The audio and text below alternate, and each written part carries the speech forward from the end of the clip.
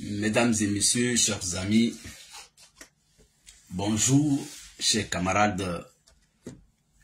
Alors, je suis encore devant vous ce matin, encore et toujours sur notre sujet qui mérite très sincèrement d'être mené par tous les Ivoiriens, autant que nous sommes.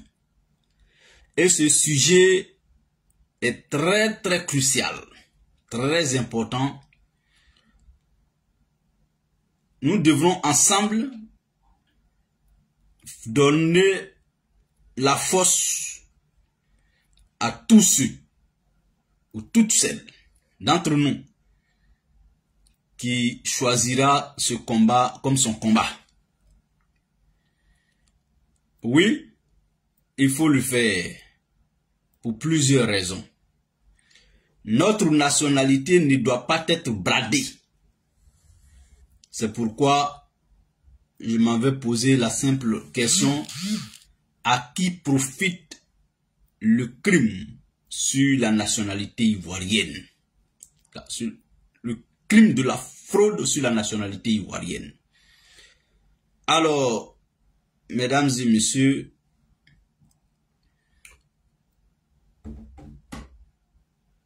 quand quelque chose est documenté, parce qu'il y a accusation et puis il y a accusation. Accusation sans preuve jusqu'à ce qu'elle soit prouvée. On appelle ça la diffamation. On appelle ça le déni. Une accusation sans preuve est appelée diffamation ou un déni. Mais une accusation prouvée, documentée. Mais je dis que ce combat-là,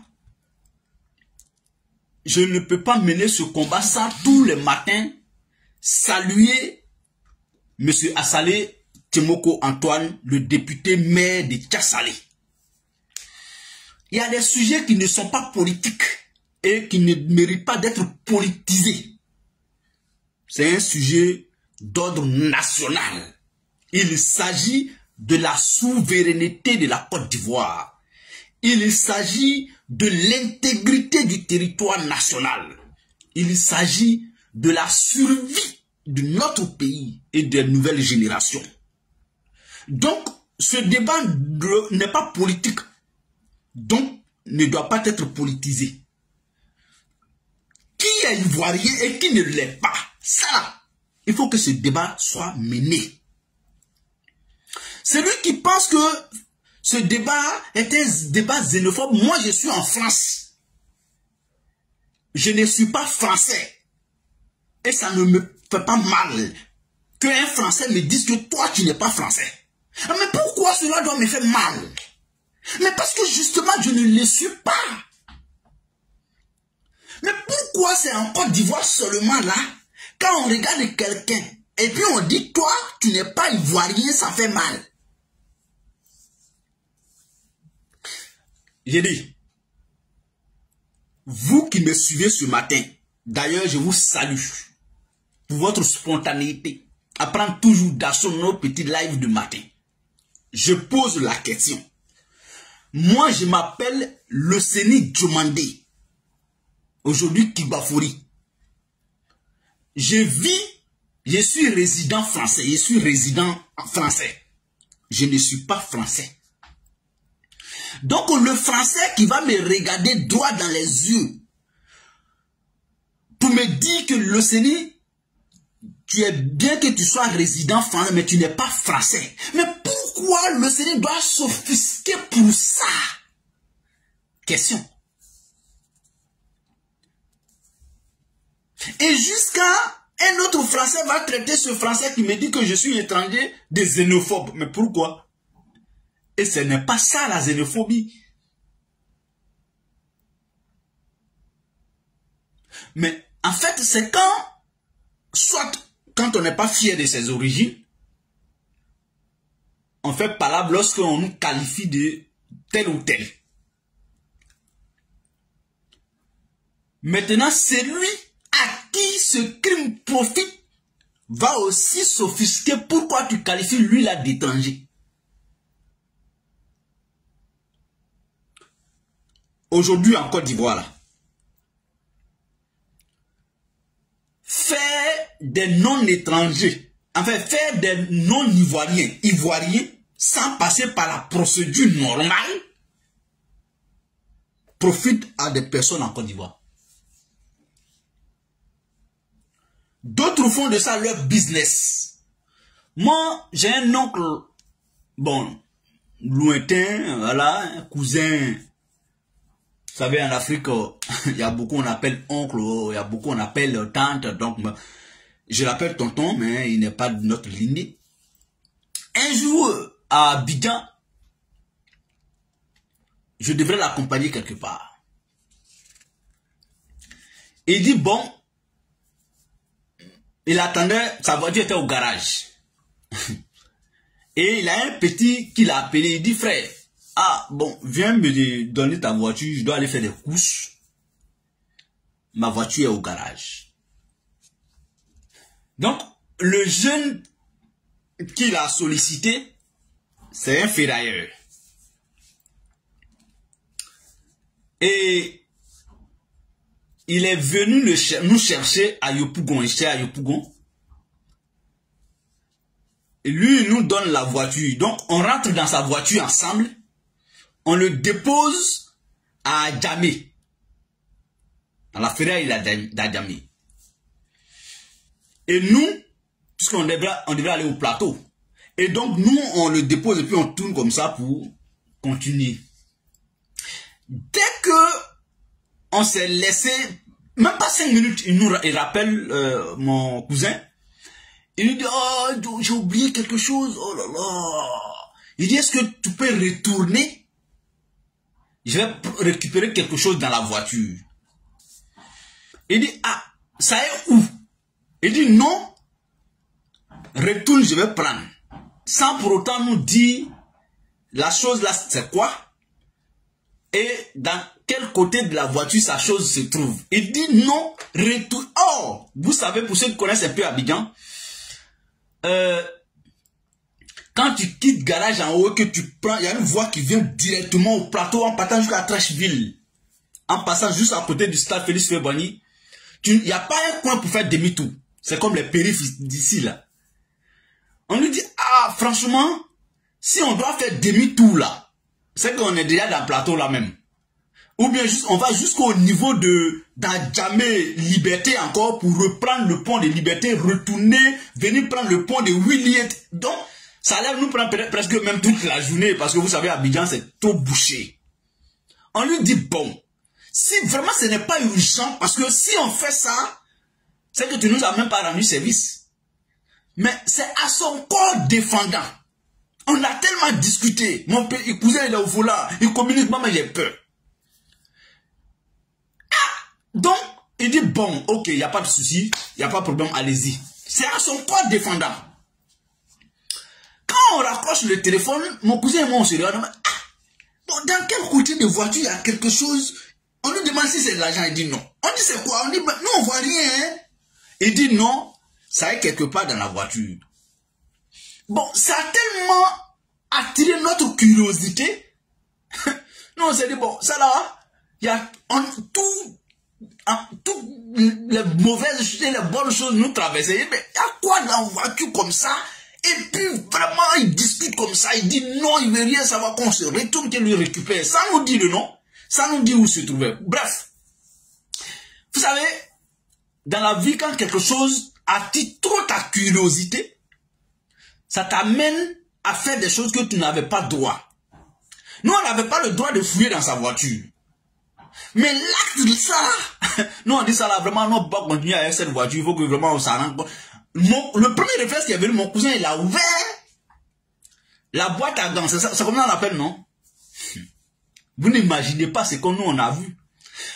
Vous ne savez pas pourquoi ce combat, je le veux. Je veux mener ce combat. Il y a beaucoup de raisons qui se cachent derrière. Mais je vais au fur et à mesure évoquer ces raisons-là. Au fur et à mesure. Parce que je suis sûr, je vous le conjure, je jure que la fraude sur notre nationalité est indiscutable. Pour avoir, moi, vu des choses de mes propres yeux. Je vous ai dit avant-hier que quand j'étais agent identificateur dans mon village, donc responsable de l'identification, pendant presque 1 an, j'ai fait bloquer des certificats de nationalité et ces personnes ne sont plus jamais revenues. Mon village, ma sous-préfecture est dotée de 13 villages. Le chef-lieu de ma sous-préfecture s'appelle Djibrosso, donc mon village natal. C'est là-bas qu'on a déposé les valises, à la sous-préfecture. Donc, on était voisins au sous-préfet. Son bureau est là, notre bureau est là. Donc, voilà. Dans mon village, j'ai fait bloquer des certificats de nationalité et ces personnes ne sont plus jamais revenues récupérer ça. Je le dis parce que je n'étais pas le seul fonctionnaire de l'ONU dans mon village. On était en binôme. Donc, et je le dis publiquement. Donc, je n'invente rien. C'est mon village. Je sais pourquoi je suis allé chez moi, dans mon village. Si on faisait comme ça, là, la fraude allait baisser, diminuer. Et on faisait des tournées sporadiques. C'est-à-dire, on ne s'arrêtait pas seulement à Djibrosso, on facilitait aussi la tâche à des gens qui venaient forcément toujours à Djibrosso. Quand on voit qu'il y a l'influence dans tel village, on leur dit, bon, restez là-bas. Au lieu que vous vous déplacez en masse, nous on est 2. Nous on va vous faciliter. On vient là, dans tel village, tel jour, de telle heure à telle heure, préparez-vous, on vient faire pour vous une journée pour vous soulager un peu en coût de transport et tout. Et même dans cette tournée, au cours de cette tournée, j'ai fait bloquer les certificats de nationalité. Donc pour ne pas oublier l'histoire de mon cousin qui a prêté la voiture d'un ami qui était ferrailleur. Quand on ouvre la boîte, le coffre à gants, on a découvert presque 100 pièces d'identité ivoirienne. La carte d'identité jaune en vigueur, enfin sous Babo. Dans sa voiture, on ouvre le coffre à gants et on découvre un sachet bourré de pièces nationales d'identité. Lui, c'était son travail.